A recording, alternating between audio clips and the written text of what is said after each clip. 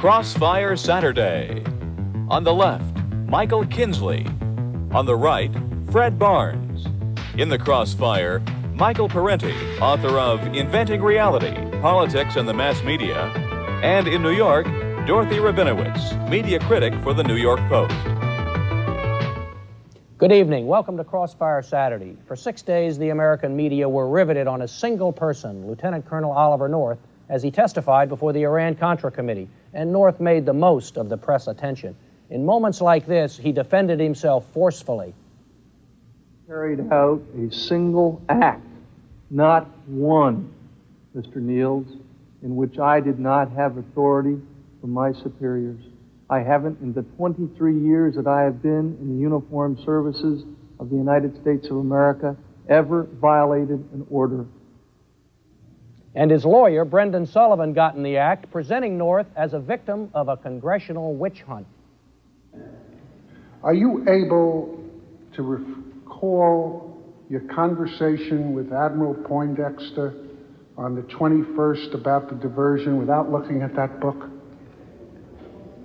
That's none of your business either. You just ask him the question. Please address the chair. Mr. Chairman, let's get to the substance of these hearings and stop trying to get off his back. The result was enormous popularity for North, but liberal critics of North and the Reagan administration insist the media have been patsies, pumping North's right-wing views to the public without raising questions. Is that true, or is the media, for once, allowing a national figure's views to come through unfiltered? Michael? Now, Dorothy, look at these covers of Time and Newsweek. Ollie North has been on the cover of Time and Newsweek 2 weeks running. The TV zeroes in on his medals. Now, I put it to you, isn't there a double standard going on with right-wing media critics like you? This is the kind of stuff you usually see right through. If a liberal were getting this kind of attention and this kind of build-up from the media, you would be having fits and turning purple. Isn't that true? That's not true. Michael, if you look what's inside Time and Newsweek, you would see exactly the same sort of thing that media critics like me turned purple about. 1 week before he came on to the hearings, we read in Parade magazine, "Can the Marines come back?" And we had Oliver North's picture next to the picture of the Marine Clayton Lonetree, who was a spy. And that, of course, all changed the magical week when he appeared as himself for the first time. So in other words, when the media tear him down, they're biased. But when the media build him up, oh no, that's just neutral journalism. Is that what you're saying? It's not neutral, no. I must say I agree that this is one moment when everyone understood, Dan Rather and everyone, that this was a remarkable moment. They were absolutely in the presence of a military hero. They've never seen someone like this who wasn't a dopehead or a grunt. Here was a man that Americans never got to see except in the movies. And so, of course, they're Americans like everyone else. They were touched. They had their hands on what touched everyone and their souls. And when Dan Rather looked up and said he will do as a great communicator till the next one comes along, he was simply responding. This was a magical moment. Mr. Parenti, let me review for a second with you exactly what happened with Oliver North and the media. And the media showed all this. First, the committee brought in witnesses that criticized and tarred Oliver North repeatedly. They had big blow-ups of checks on the screen that showed that he'd bought snow tires with money that was supposed to go to the Contras, supposedly. And then there was all kinds of testimony about a security gate that he got and didn't pay for. Well then, so we have that. We have this terrible picture of Ollie North. He has a horrible reputation. And this comes through to the American people because the hearings of the committee are shown day after day. Then Oliver North comes and defends himself and the cause he believes in, the Contras in Nicaragua. And the American people see that too. That comes through as well. The American people see both sides, and they decide that, wait a minute, Mike. Mr. Chairman, where's the question? The question's coming right here. The question is this. The American people see both sides. What's wrong with that if they make up their own mind?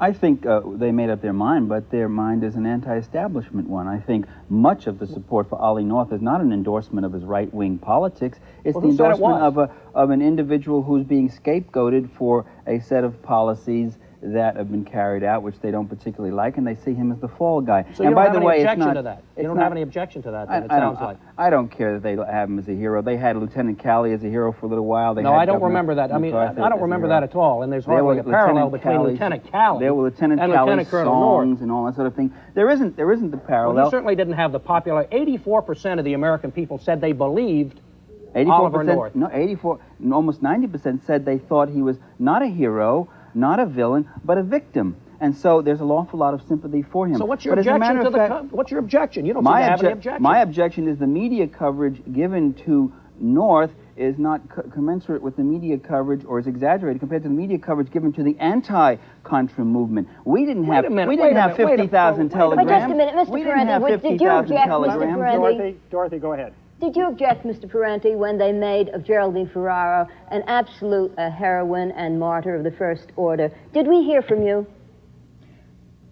Well, I wanted to say something about North. He got 50,000 telegrams. We had 200,000 people, not sending telegrams, but 200,000 people come to Washington, D.C. last April and demonstrate against the war in Central America, and that same media didn't put it on the cover, didn't give it any live coverage. Let's go back to Geraldine Ferraro. I didn't know she was the subject Isn't this here. really a question? Now, let me ask both of you this. Of whose ox is gored? When Geraldine Ferraro gets this big media buildup, you are outraged, Dorothy, but you don't care, Mr. Parenti. And then when Ollie North gets the build-up, you have a fit, and Dorothy thinks I don't care that Ollie North had a big build-up. I think he's a felon. He's a confessed felon. He shredded government documents. He's a felon. Wait a minute. He's lied to Congress. Wait a minute. That's a felony. I can't let that pass. That's a felony. What has he That's confessed? a felony. What felony? He's admitted to committing felonies. Which one? Which one? Shredding of government evidence and lying to Congress is a felony. The man That's admitted to it. Neither one of those are felonies. That's a hero. You could have him. You could have him as a hero. Have him as a hero. Let me ask you a question. I'm concerned about the people in Central America who are dying because of policies like his. Give me a break. Oh, come on. Give you a break. Why don't we just... How about some coverage for the anti-war movement? How about some coverage for the people who are opposing Ollie North, who are opposing not Ollie North, but opposing Ollie North's policies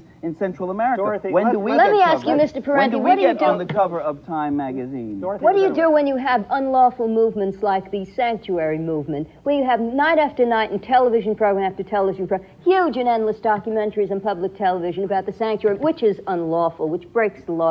Do we listen to these extraordinary discussions about how we have lawbreakers? You both dragged in your favorite extraneous issues. Dorothy, let's get back to Ollie North. Now, yes, you wrote a column saying that North's popularity had nothing to do with his public relations skills. Now, do you honestly believe that?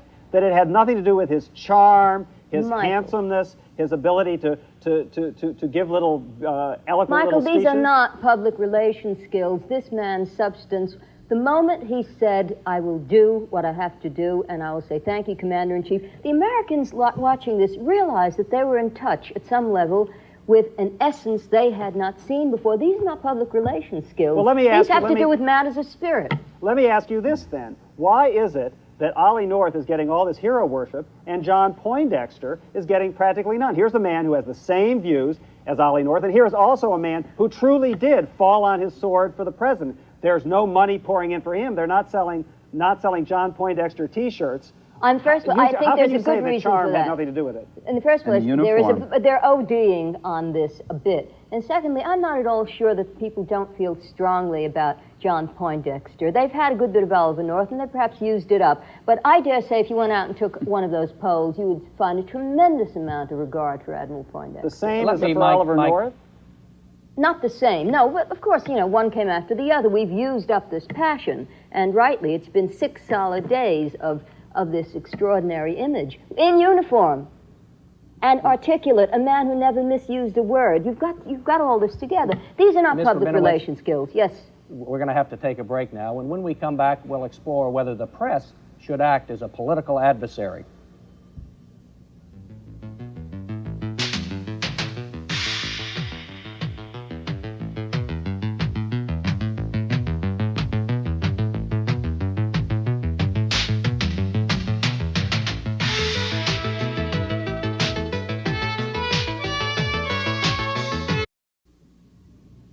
Welcome back to Crossfire Saturday. We're discussing the Iran-Contra hearings and Oliver North and whether the press has been exploited by North and other witnesses who defend the administration. Our guests are, in New York, Dorothy Rabinowitz, a syndicated columnist for the New York Post, and Michael Parenti, a media analyst and the author of Inventing Reality, Politics, and the Mass Media. Now, Mr. Parenti, it sounded to me from what you were saying before that your objection is not to the media, but to the committee because the committee hasn't put on witnesses that are pro-Sandinista witnesses whose views would clash with Oliver North's. The pro-Sandinistas aren't committing the crimes and aren't being investigated here. The investigation is the pro-Contra people. But the media is really reflecting a one-sided view, very much as the committee is. Namely, but they're showing these hearings live. Right, but in their wrap-ups, in their commentaries, in their editorials, like in their what? columns. What's an example? They could say something like, the Sandinistas have the support of the majority of the people in Nicaragua. The Contras are totally dependent on U.S. funds. Well, I think it is true. The Contras are a bunch of thugs who've been killing and attacking health clinics and daycare centers. Okay, you've cited a couple of things that you... Well, give me an example... Finish a sentence the way you let Ms. Rabinowitz Well, give me an finish example of a biased news coverage. Give me an example of what happened on some evening news show, say. I wrote a whole book. I have a whole section on how Nicaragua was reported. Biased coverage. Yes, biased coverage of the Iran... I'm asking him, Mike. Biased coverage of the Iran-Contra hearing. The failure to report why it is a good case to vote against the Contra aid, and it has never once been mentioned why. That's not the question, Mr. Parenti. The question is an example of biased coverage of the Iran-Contra hearings. An example, just one. Biased coverage of the Iran-Contra hearings is, I think, the same as the bias that is inherent in the hearings themselves. You have no example. Yes, focusing on Ollie North, for instance, and not focusing on the policies that he represents and the interests he represents. I'll tell you what. That's not an example. Let's get a little subtle, if that's okay, Fred. Let me ask you, Dorothy. Carl Bernstein had an interesting piece in the Times last week where he said the problem is not so much bias, a left-wing or a right-wing bias inherent in the media. The problem is that the media, especially television, zero in on this sense of who's up, who's down, who's winning, who's losing. Tom Brokaw, I believe, said one night, Ollie North just hit a hole-in-one. And the result of this is that the substance gets ignored. Now, that is a very common criticism made by people across the political spectrum. It wouldn't surprise me if you have made it in your day on, for example, political races. And why isn't that analysis very cogent in this case? By zeroing in on Ollie's great success, they are overlooking the substantive issues, as Mr. Parenti said. But one of the substantive issues is reality. It is a great success to reach the American people. That is an issue of absolute substance, which there is no equal. I don't follow. It is a reality substantive is issue. An issue. Reaching the American people is an issue. I mean, it is a substantive issue when Oliver North reaches the American people, and that is the nature of the comments you've been hearing and objecting to from Dan Rather and Brokaw. And Brokaw says he hit a home run, and he did this, and used all the sports metaphors that upset poor Mr. Bernstein. You will note that there is a rule in this kind of discussion, which is substantive issues is a complaint when the other side is losing. When the other side is winning, hearts and minds left and right, backwards and forwards, the other side complains. I think that's a very cogent remark. And are you going to swear right now on television that you will never, ever, ever make that argument when your side is losing?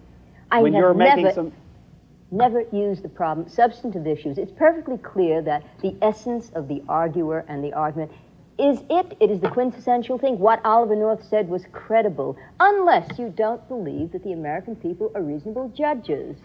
If you think they're so gullible that everything's a public relations successful stunt, I think that this is palpably untrue.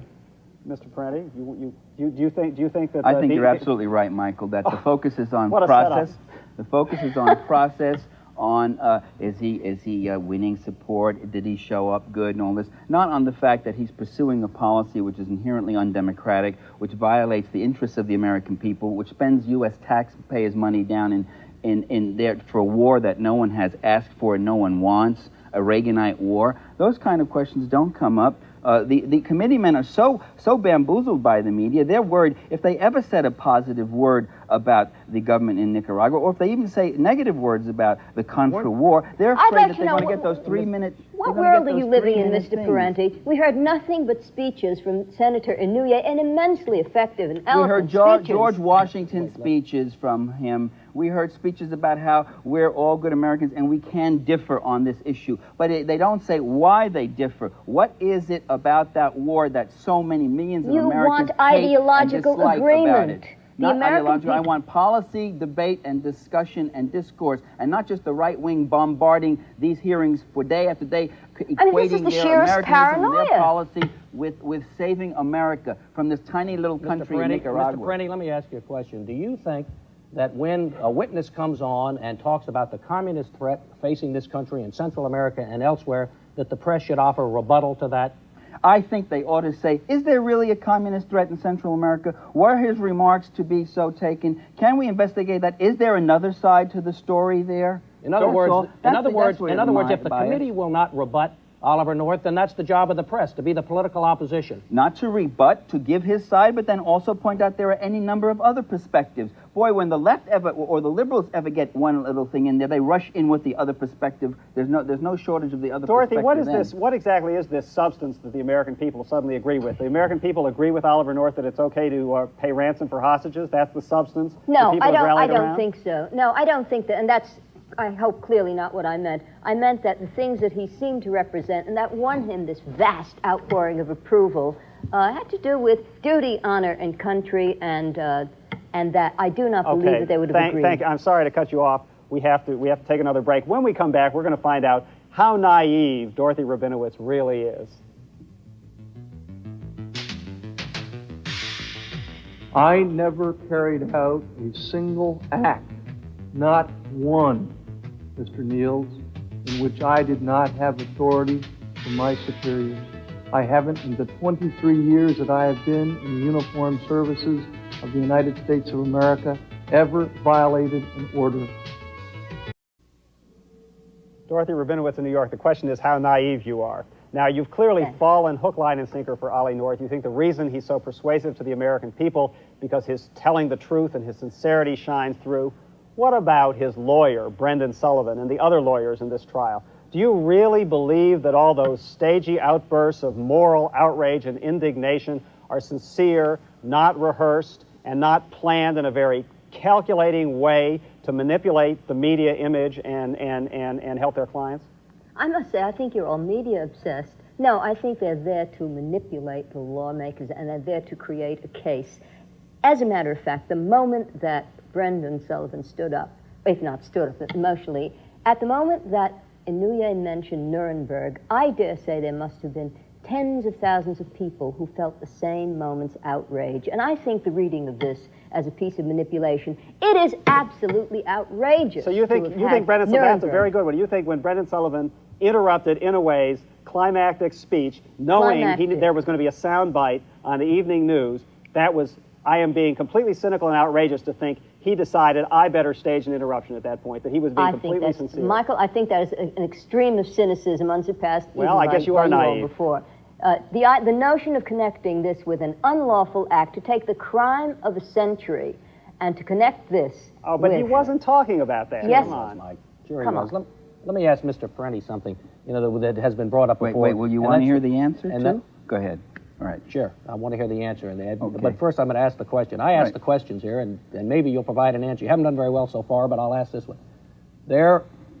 Some people have objected to the medals that Oliver North wore. They were shown on television and all the pictures of him that he wore while he was testifying. How should the media have handled that? What should the media have done so people were not persuaded by the medals? I don't care if he has medals on, but they could have pointed out that, in fact, most of those medals were not for combat or heroism. They were those service medals that every Marine gets. They did point them out. Newsweek did. I might have missed that then. I've been watching the network's coverage, and I didn't see that. Time and Newsweek may have gotten it, but I didn't see that. Well, that's good. That was to their credit. Were you in the military? No, were you? Yes, I was. Great. Come on, this has nothing to do with anything. Let's talk about this question of a witch hunt. Now, isn't that a really skilled media ploy by North and his lawyers? After all, the committee wanted North to do most of his testimony in secret, in private, and it was Brendan Sullivan, once again, who insisted on going public with it, and then they create this image that there's this witch hunt going on. Now, won't you concede that at least was a brilliant piece of media manipulation? I have no idea what you're talking about, Michael. I must admit that his lawyer created an atmosphere. What happened is that Oliver North's testimony infected the atmosphere with a certain bravery, where one after another of these investigators suddenly became advocates and very careful, and I grant you, full of a kind of adoration. But is everyone living in dreamland? Did anyone not listen to the rest of the investigators? Did Mr. Parenti not hear the extraordinary degree of, I think, quite eloquent testimony on the other side from Mr. Inouye and from the senators from Maine? Have we now reached a kind of upper stratospheric level where we have the media has turned left?